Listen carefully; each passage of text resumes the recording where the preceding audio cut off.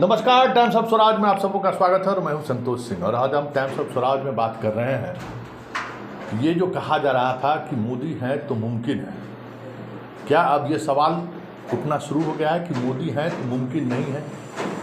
क्योंकि जिस तरीके की चीज़ें सामने आ रही हैं और संघ के अंदर से जो मंथन होकर जो बातें छन कर आ रही हैं वो ये है कि 2018 के बाद अभी तक 19 ऐसी चुनाव हैं जिन चुनावों को मोदी या शाह लीड किए थे। उसमें आंध्र प्रदेश का, हैदराबाद का नगर निगम का चुनाव भी है, दिल्ली नगर निगम का चुनाव भी है। 19 ऐसे चुनाव हैं जिसमें लगातार हार मिली है, जिसका नेतृत्व, जिसके प्रचार अभियान का नेतृत्व या तो मोदी कर रहे थे या शाह कर रहे थे। बात सरकार बनने की करें तो जो 2014 से लेकर 2018 के बीच में जितने राज्यों में बीजेपी की सरकार थी, आज उन राज्यों में आधे से भी कम जगहों पर बीजेपी की सरकार है। ये अलग बात है कि 2019 के लोकसभा चुनाव में जो मैंडेट बीजेपी को मिला वो आज तक कभी बीजेपी को नहीं मिला था, लेकिन वो जिस परिस्थिति में मिला उस परिस्थिति को लेकर अब मंथन होनी शुरू हो गई है कि क्या वाकई में मोदी के सहारे 2024 जीता जा सकता है। वैसे आज मोदी मध्य प्रदेश से जो उनका कार्यक्रम है कि मेरा बूथ और मजबूत, ये जो है इस स्लोगन की आज शुरुआत करेंगे। देश के तमाम कार्यकर्ताओं को वो संबोधित करेंगे, भी वंदे मातरम ट्रेन का भी वो उद्घाटन करेंगे। ये सारी चीज़ें चल रही हैं, लेकिन इन सब चीज़ों के बीच जो सबसे महत्वपूर्ण बात है जिसको लेकर पिछले 48 घंटे से लगातार बीजेपी के अंदर और संघ के अंदर मंथन चल रही है, वो है विपक्षी एकता को लेकर जो पटना में बैठक हुई उसको लेकर। कल पार्टी पदाधिकारियों से भी मोदी की बात हुई, फिर जो सीनियर जो मंत्री हैं उनसे भी उनकी बात हुई, अधिकारियों की उस टीम से भी उनकी बात हुई जो लगातार उनको हर तरह के मौके पर राजनीतिक सलाह या राजनीतिक आंकड़ों की भी बात हो तो वो जो हमेशा मुहैया कराते रहते हैं। ऐसे अधिकारियों की टीम के साथ साथ तमाम प्रदेशों में जो अभी से ही सर्वे के काम में लगी हुई जो एजेंसी हैं कि कहाँ क्या स्थिति है, किस नारों के सहारे चुनाव लड़ना है, ऐसे जितने भी इस तरीके की एजेंसी जो 2024 को लेकर काम शुरू कर दी, उन तमाम लोगों से मोदी ने 1-to-1 मुलाकात की है। और अब क्षेत्रीय छत्रप की याद उन्हें सताने लगी है कि मोदी का वो जो दौर था वो दौर अब प्रभाव की तरफ है। अब हम क्षेत्रीय छत्रप जिसको हम समाप्त करने पर लगे हुए थे, रमन सिंह कहाँ है किसी को पता नहीं है, शांता कुमार कहाँ है किसी को पता नहीं है, सुशील मोदी कहाँ है किसी को पता नहीं है, सरयू राय कहाँ है किसी को पता नहीं है। ऐसे बहुत सारे नेता हैं जिन नेताओं को मोदी ने पिछले 10 वर्षों के दौरान पूरी तौर पर साइड आउट कर दिया। अब तेजस्वी के सहारे कर्नाटक जीतने चले थे, येदियुरप्पा को साइड आउट करके वसुंधरा राजे के पीछे पड़े हुए हैं।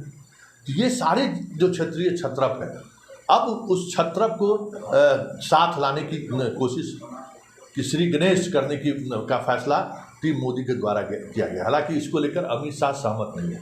हम बार बार आपको कहते हैं कि अमित शाह 2029 के चक्कर में 2024 अगर मोदी को हरा दे तो कोई बड़ी बात नहीं है। और यही वजह है जो भी क्षेत्रीय छत्रप रहे हैं उनको एक एक कर अमित शाह या तो दरकिनार कर दिए हैं या फिर हाशिए पर पहुंचा दिए। 2029 में उन्हें कोई चुनौती न मिले।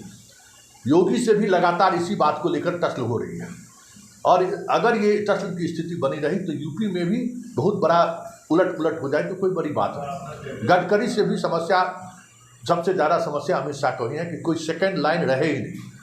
लेकिन संघ कर्नाटक के चुनाव के बाद ही कहा था कि भाई क्षेत्रीय छत्रप को महत्व दीजिए, लेकिन उन बातों को अभी तक मोदी नज़रअंदाज करते रहे।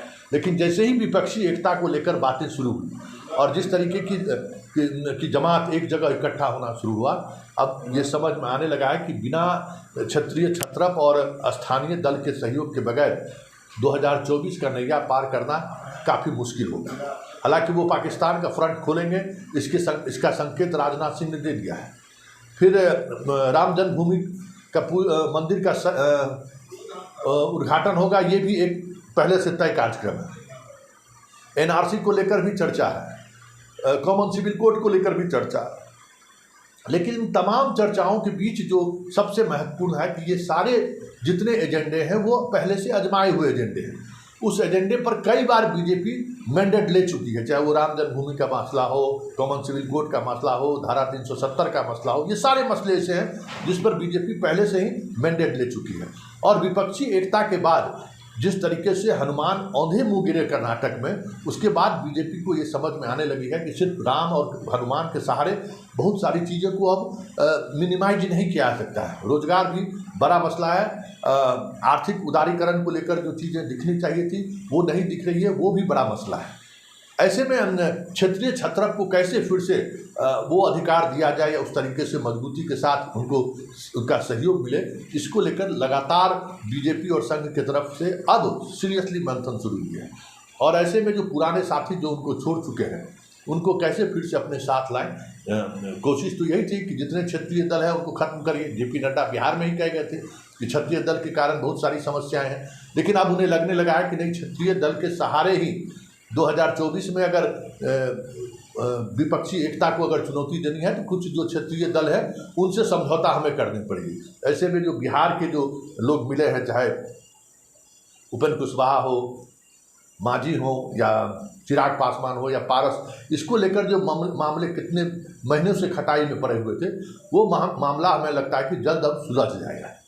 ये एक बातें सामने आ रही हैं। सुशील मोदी जैसे लोग जिनको हाशिए पर, वसुंधरा राज सिंधिया जैसे लोग जिनको हाशिए पर पहुंचा दिया गया था, शांता कुमार जैसे लोग जो अनुराग ठाकुर को आगे बढ़ाए जा रहे हैं, आपको छत्तीसगढ़ में रमन सिंह जैसे लोग जो पुराने भाजपाई रहे हैं, जिनकी अपनी एक अलग छवि रही है, पकड़ रही है, ऐसे लोगों को कैसे फिर से मजबूती के साथ पार्टी से जोड़ा जाए और 2024 की नैया पार कराने के लिए इन तमाम लोगों को कैसे एक साथ लाया जाए, इसकी कोशिश शुरू हो गई है। और अब शिवराज सिंह चौहान को जिस तरीके से घेराबंदी करने की कोशिश हो रही थी, अब उन्हें भी फ्री हैंड दे दिया जाए तो कोई बड़ी बात नहीं है, क्योंकि हार सपना में भी क्यों ना आए, हार हार होता है।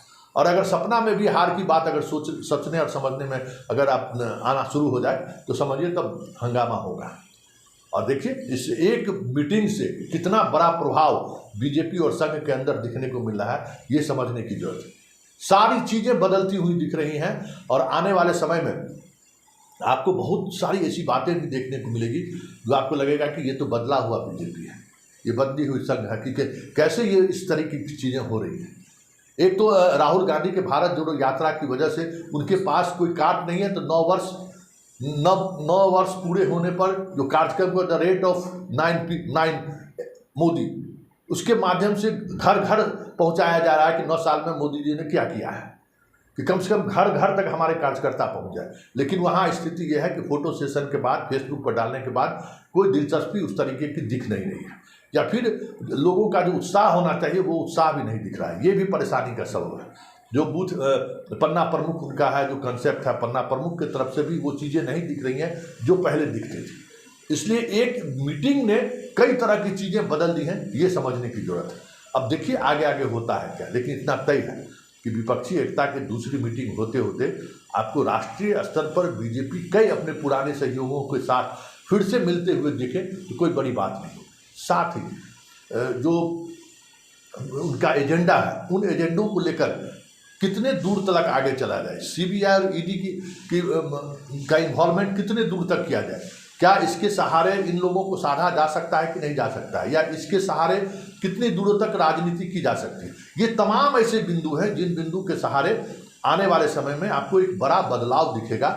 और वो बदलाव कई तरह की चीज़ों को कह सकते हैं जो चली आ रही है, या तो वो ठहरता हुआ दिखे या फिर वो अलग रूप में दिखे, तो कोई बड़ी बात आपको नहीं।